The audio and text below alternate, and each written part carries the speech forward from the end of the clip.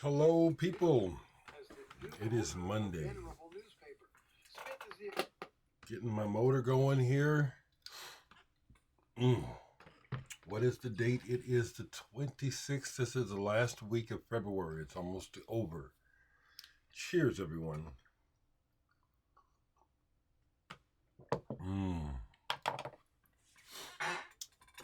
With my old camera, I couldn't wear this because it would just freak the camera out as far as the brightness of the color. This is an old sweatshirt of mine. I always remark how it always looks new. This is a sweatshirt that I got from being on a committee called the Healing Arts Council, who sponsored this monastery in Tibet, this Tibetan Buddhist monastery where the monks go on tour doing sacred arts, sand mandalas, raising funds for their for the monastery. I was part of the group that in 1993 kicked that off with this one in particular, this particular monastery. It was a wonderful experience to meet them, bring them to Omaha, and this happened in 1993, and to this day, they still go out every year or other year on tour sharing these sacred arts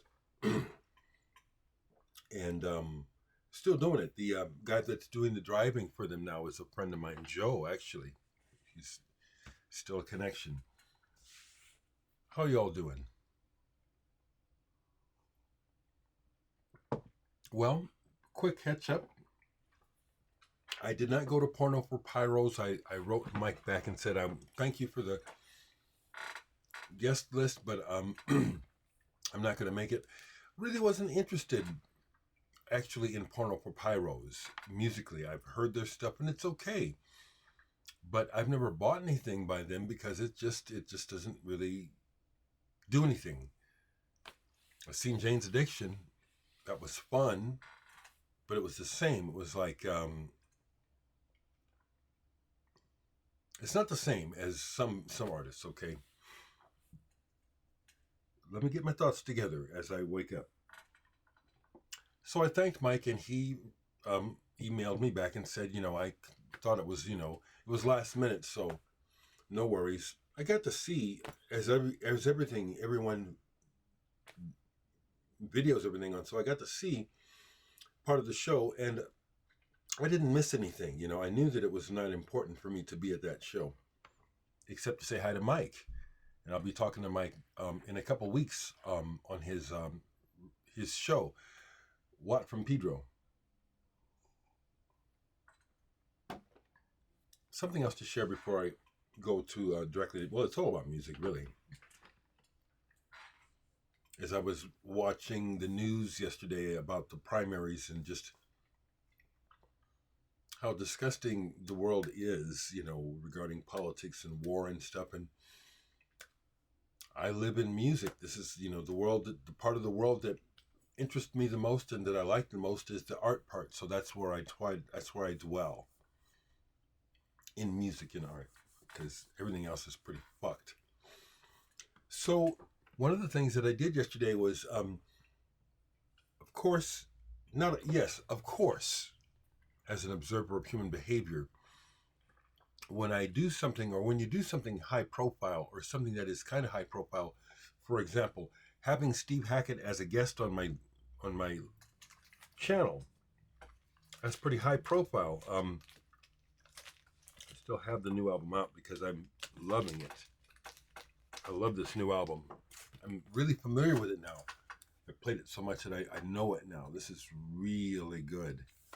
Amazing at his age to be making music like that. So anyway, my subscriber number has gone up, and then requests on Facebook have, there's already a waiting list. Then I got a bunch more requests over the weekend. So what I thought to myself is, let me try to look through my friends list and see if there's some dead meat here. And there wasn't. The only thing that you could count that is some accounts of people who have passed away, like my brother and my friend Rich, and those. I think you understand why I keep those, sentimental. But I made a comment on Facebook about. Just bear with me. But I made a comment about it, and I got a lot of responses, and people are very, very kind, thanking me for not over 300 responses, just explaining how much it means to them to just be connected to me. And it also illustrated how, and many of the people say, the connections, they watch my channel. I feel blessed. People watch me all over the world. Hello, folks in South Africa. Hello, all of my friends in India.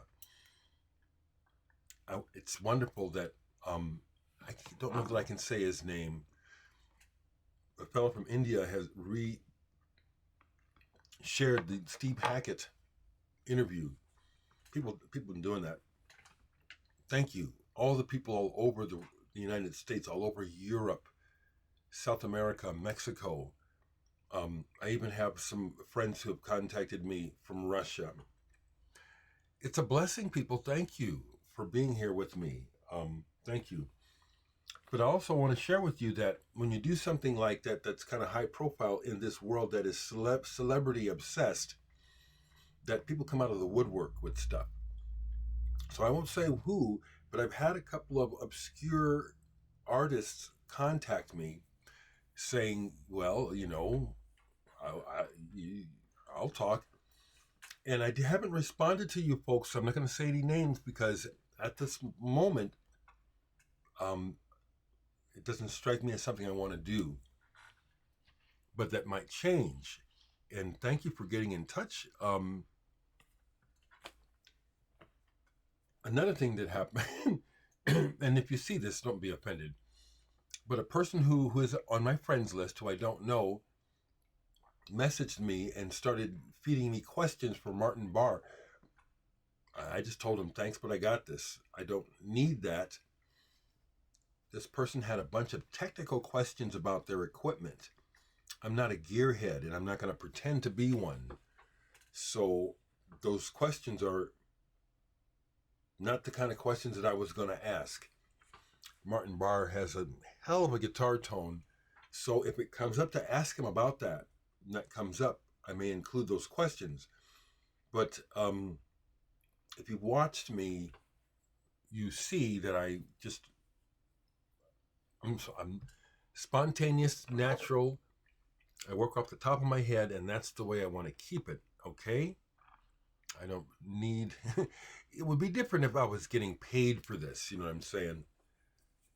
With that pay in mind, Friday is Bandcamp Friday, so I'll be asking for contributions through buying my music. That's really what I want. I don't just want your money. I want to connect to you through the music and through a shared sense of humanity. Definitely am a humane person who does not like war, does not like politics. I don't like sexism, racism, hate. I don't like it at all. So I want to align myself with good people, good loving people.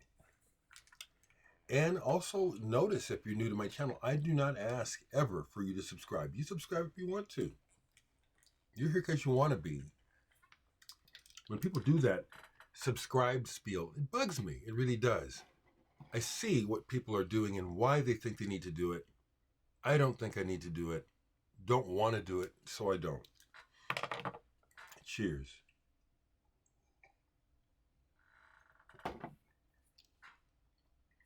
So, the last music that I played it on CD, Mahavishnu Orchestra, Visions of the Emerald Beyond.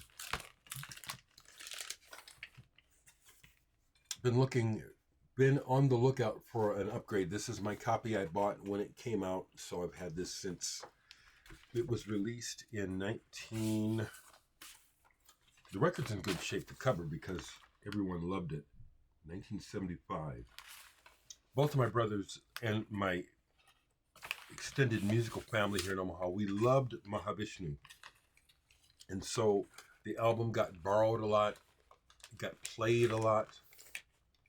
Got to see this version of the band live. I was sharing that online with folks, and other folks were sharing that too. They got to see this version of the band with Jean-Luc Ponty, Narada Michael Walden. Everyone else said they saw him on a tour with Jeff Beck. I saw an anomalous show. I saw them at an outdoor concert in Wichita, Kansas. Mahavishnu Orchestra was the opening band for a Guess Who concert. What a mismatch. I went to the show with my brother, older brother, and his people. So they were driving. So when Mahavishnu was done, no one else gave a shit about Guess Who. So I didn't get to see Guess Who. We left. No one wanted to stay. It was understandable after Mahavishnu blazed us. And John McLaughlin had a broken foot, so he had to sit down, and still just killed it. What I enjoyed as a musician and a deep observer, I am a deep observer, I love music. I noticed how Jean-Luc Ponty consciously would try and cut John. In other words, try to out-solo him. It made for some wonderful sparks because John, I thought it was beautiful because John took it to a higher level. We were watching this. My older brother even caught it too. We talked about it. John took it to a higher level. He didn't compete with Jean-Luc Ponty. He just played.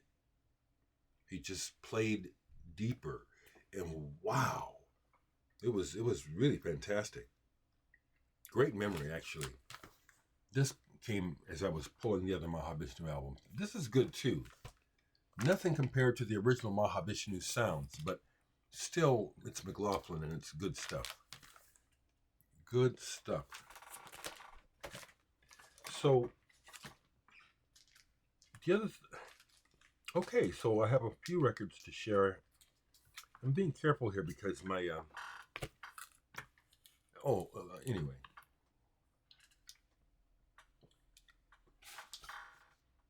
Keep them coming, folks. Digital sex, just email me. dereckvon@gmail. If you don't know how to spell that, it'll be in the comments. It's my handle, dereckvon. $15. Get you one. They're going, but they'll be gone, so get one. Here's a record that I played that I usually just ignore because here in Nebraska, they play this constantly. Pink Floyd, Wish You Were Here. When this first came out, I don't know how I ended up with it, and I don't have it anymore, but I had a white plain label promo of this. I don't know how I got it. Don't know what happened to it. But that's my first copy of this was a promo with no cover. And I do like this Pink Floyd album. And the whole sentiment about Syd Barrett with this album. I feel it. Syd Barrett died on my birthday. When he died, it was on my birthday, and that was weird. That wasn't a good birthday. That sucked. So that was kind of unusual. I don't listen to Pink Floyd because it's ubiquitous. You know what that word means. You can't escape it. Led Zeppelin, Pink Floyd, Eagles, Billy Joel, they played that shit to death. And it is like it's shit because they play it too much. They play it way too much. Something else to share that got played yesterday. Jerry Goodman, Ariel. So that's the other thing I'm noticing in the groups is that these people are in some of the groups I'm in. Jerry Goodman is in the jazz fusion group I'm in. Fred Simon, who I like his music, is in the group. They both made comments about someone else posted this, and it reminded me. I haven't played this in a long time. This is a very good album. It was posted in the jazz rock fusion group. This is not fusion, but it's not new age either. It's just really good instrumental music. I love that cover too. So it was cool to see the artists involved. Fred Simon is also on there. Get involved in the conversations. I love that. So that's the other thought that I'm having, which is these interviews that they just happen. I'm not trying to make this into something. It just, when it happens, it happens. I actually do have contact with a lot of people who could be interesting. Whether or not it happens, it's just that, okay? I'm just going to keep on just doing what I do, and when things happen, they happen. Like this, Modern English. This new album is great, people. This is really good. And if you don't know, I talked to the bass player, Mick Conroy. Look in my playlist, my interview playlist. We met recently and talked about this, and when we met 40 years ago, I really like this new album. I like that color. Is this pop? It's pop, but it's that alternative thing. Modern English are playing this like they did in the beginning, which is we're making music for ourselves. We're excited by doing this. We're not trying to be pop stars. We're not trying to make a hit. We like making music. And that's evident on this album. It's just good. And those elements, the mixed bass playing really leads the charge. It's all evident here. Really good album. Here's something I bought a while back at the record show. I've been playing it because it's like, this is actually in part good. There's the part that's bluesy, which I ignore, but Charity. This album is proudly dedicated to charity now. A rock and soul band. This is good. You know, I mean, it's like I do skip over the long bluesy track. I love this label, Universal Music Group, BMG. That's you know, the big companies don't change. They just, you know, the big corporate monster has always been the big corporate monster that it just gets more monstrous. But back at this time, when they had money to throw away, they put out some really cool records.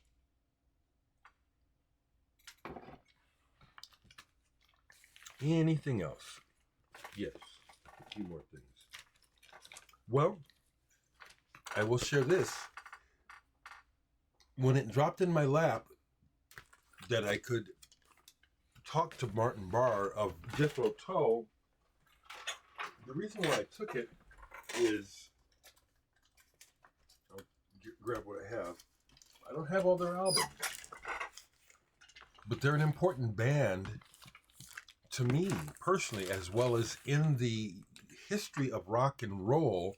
Jethro Tull is an important band. They started out as an English blues band and quickly became something much more interesting. Ian Anderson, taking influence and inspiration from Rahsaan Roland Kirk, playing the flute and stuff, his composition quickly developed into something very special. And to me, Martin Barr's guitar playing all along, I have to look at this.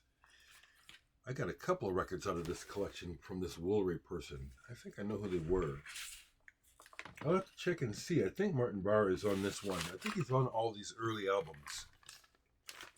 Now see, he was dismissed from the group. And I've already seen that story. You know, how he didn't want to leave Jethro Tull. But so we don't need to talk about that unless he wants to. You know, that's some old drama. You know, what my interest in is the music. It's like Benefit.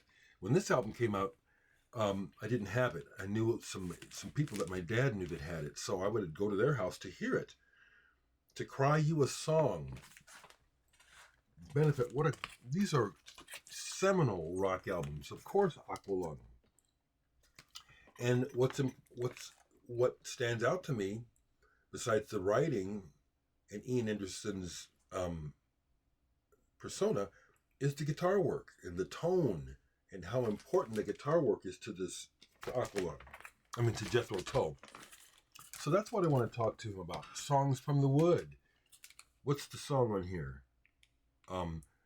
Pibroch, Cap in Hand. The way it starts with that guitar. Wow, what an intro. And it's the guitar. When I think about this album, I don't think about Ian Anderson so much as I think about the sound of the guitar. Those are the things that I want to talk to Martin about. And then also he's on this album. I know that after a while he was gone, so I have to check. I think he's on all these albums so far, Living in the Past.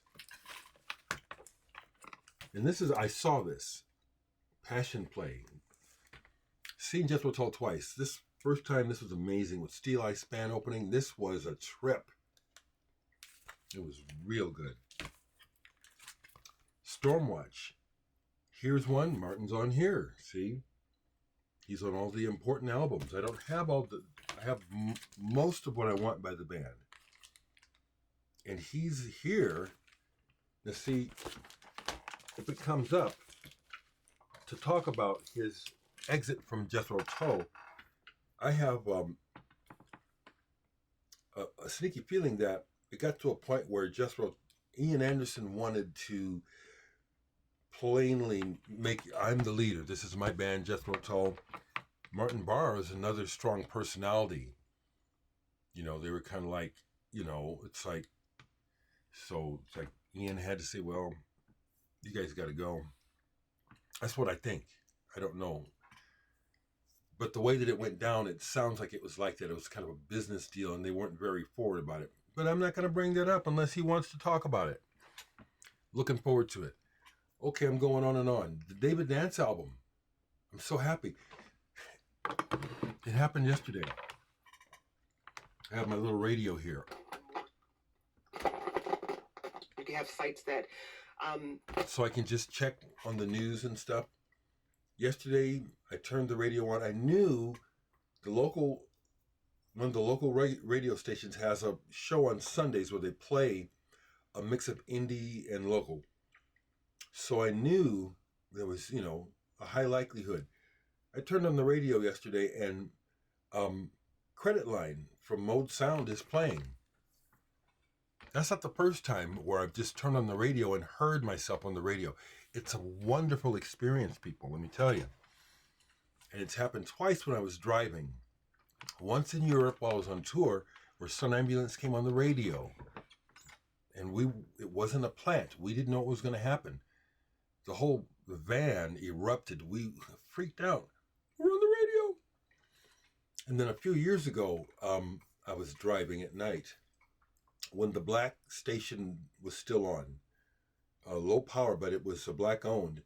And I was driving somewhere and one of my songs came on the radio. One of my solo pieces, like what you would hear on the Muse or Interlude. That blew my mind. So that just happened, and I love it. And the David Nance is selling well. The green version is sold out from the source. So if you see it in a store, buy it, because it's gone. And they won't repress the green. They'll repress black, but not the green. That's about enough, folks. It's supposed to get up to possibly 80 degrees here in Omaha today. This climate change weather is weird. Family, I love you. Take care, people. Stay in touch.